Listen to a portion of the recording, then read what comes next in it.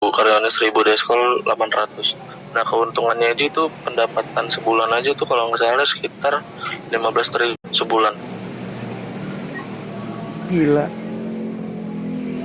Dan itu perusahaan Iya. Beijing. Beijing. Sadis. Gas.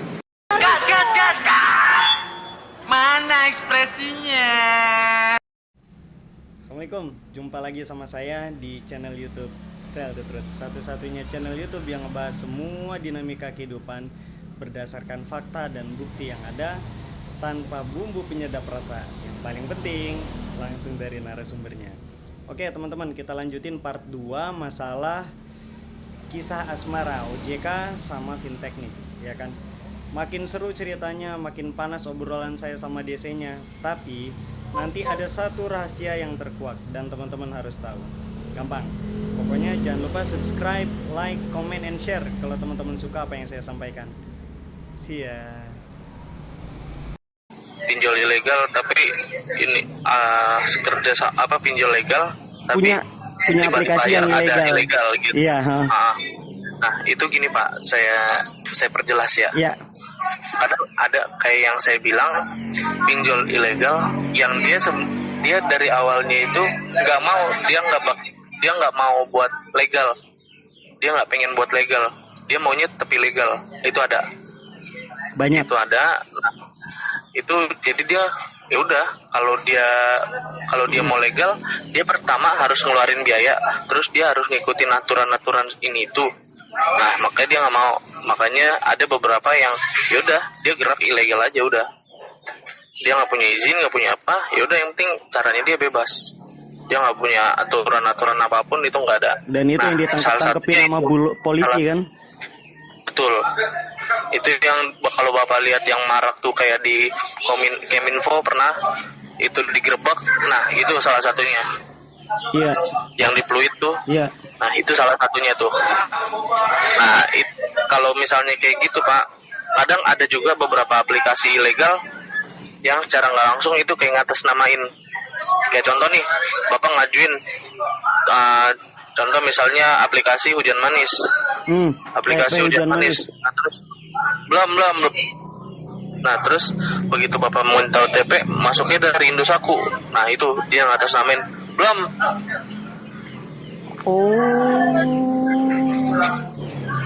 Ini siap. Modus mereka begitu ya. Kayak gitu kadang Pak.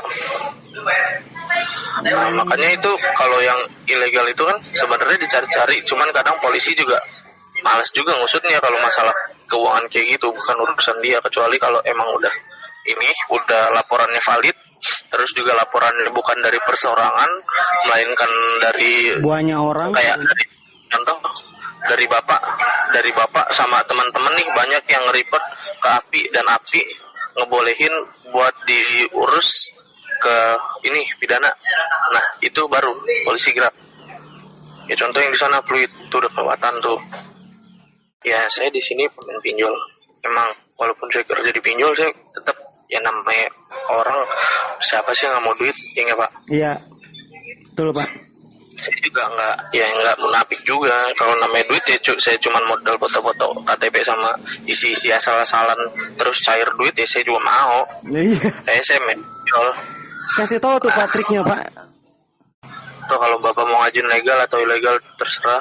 Nah maksud saya kalau Bapak mau ngajuin ilegal, caranya gini. Gimana Pak? Dia akan baca kontak ya. Betul. Dia akan baca kontak. Bapak ngajuin jangan pakai kontak handphone Bapak. Contoh, misal nih Bapak punya teman, nah Bapak ngajuinnya pakai handphone teman Bapak, tapi daftarnya pakai nomor Bapak. Nah jadi ntar kan dari aplikasinya diinstal di handphone teman Bapak. Iya. Yang minta persetujuan kontak dari aplikasi itu kan berarti teman Bapak kan, handphone teman Bapak kan. Betul. Nah yang kehack itu nanti kontak teman Bapak yang kebaca di aplikasinya. Nah kalau misalnya Bapak telat, terus Bapak diancam buat disebarin data, ya udah silakan lain aja gitu kan. Soalnya kontaknya yang kebaca kontak temannya Bapak. Semisal dari teman Bapak tuh kontak-kontaknya nggak ada kenal sama Bapak semua, Mau gimana? Nggak ngaruh ya, nggak ada urusan jadinya. Iya, pada nggak peduli juga, kecuali kalau yang kebaca kontak dari atas nama teman bapak nih, kontak-kontaknya baru. KTP-nya KTP saya sendiri gitu, Pak. Iya, Apa nggak terdeteksi sama mereka, Pak? Oh, ini nick ini udah terdaftar di yang lain gitu? nah kayak gitu. Untung-untung yang Pak akses, baliknya akses jangka ruang lingkupnya dari aplikasi. Contoh nih, bapak ngajuin di aplikasi mana? Contoh misalnya bapak ngajuin di Rupiah Cepat gitu. Misal bapak ngajuin Rupiah Cepat, terus di Indosatku ada tagihan belum bayar.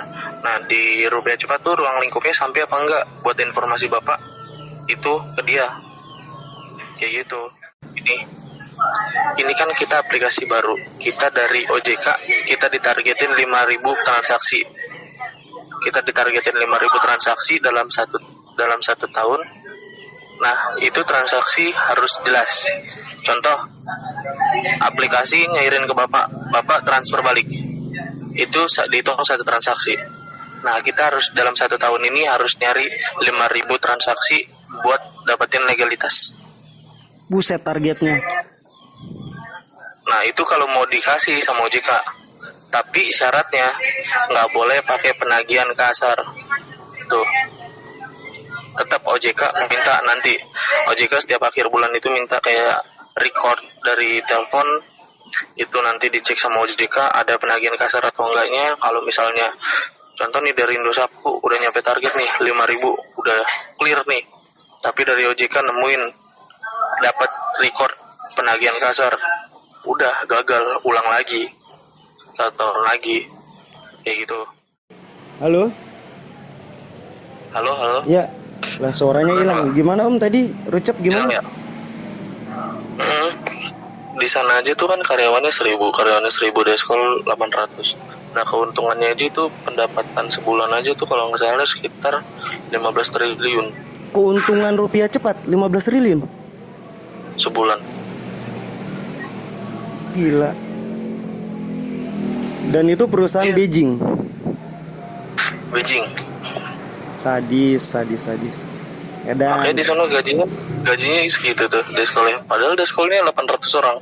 Tapi gajinya, buset, Bapak tahu sendiri tadi gaji saya sebutin. iya. Bokin saya itu kan TL di sana, tim leader kan. Heeh. Nah dia tahu beberapa kayak rahasia dapur lah dalam-dalamannya. Nah itu kalau nggak salah buat ngurus lisensi aja, buat dapet izin berusahanya kan diminta buat ngikutin aturannya selama setahun. Betul. Pas sudah ngikutin aturan selama setahun, ada diminta pembayaran. Dapat pembayaran itu kalau nggak salah 7,5 M. Itu nyetor ke OJK buat lisensinya. 7,5 M. Pantes OJK Dimasukin tutup ke OJK mata buat dengan masalah dapat pinjam. lisensinya. Ya, Oke dah. ngeri ya. Ya gimana, kita mah rakyat kecil mah bisa ngikut aja udah gitu. Ya kira-kira gitu percakapan saya sama DC-nya. Tapi teman-teman tahu nggak sih kalau ini adalah sebuah trik modus baru para DC pinjol resmi dalam melakukan tagihan. Mereka menggunakan modus melalui pendekatan personal ya, untuk mengambil hati, mengambil kepercayaan kita sama mereka, agar kita bayar tagihan kita di tempat mereka kerja di aplikasi tersebut. Nah kemudian begini, mereka juga membuat skenario, ya kan, memberi janji-janji palsu seperti DC kebanyakan. Cuma kali ini mereka menggunakan cara yang lebih halus. Nah, saya mau kasih tahu nih, ini orangnya, ini pelakunya ya, ini DC-nya. Tapi di sini masih saya sensor. Nanti di video berikutnya akan saya buktikan, saya bongkar semua trik ini buat teman-teman semua. Jangan lupa pantengin terus channel Tell the Truth.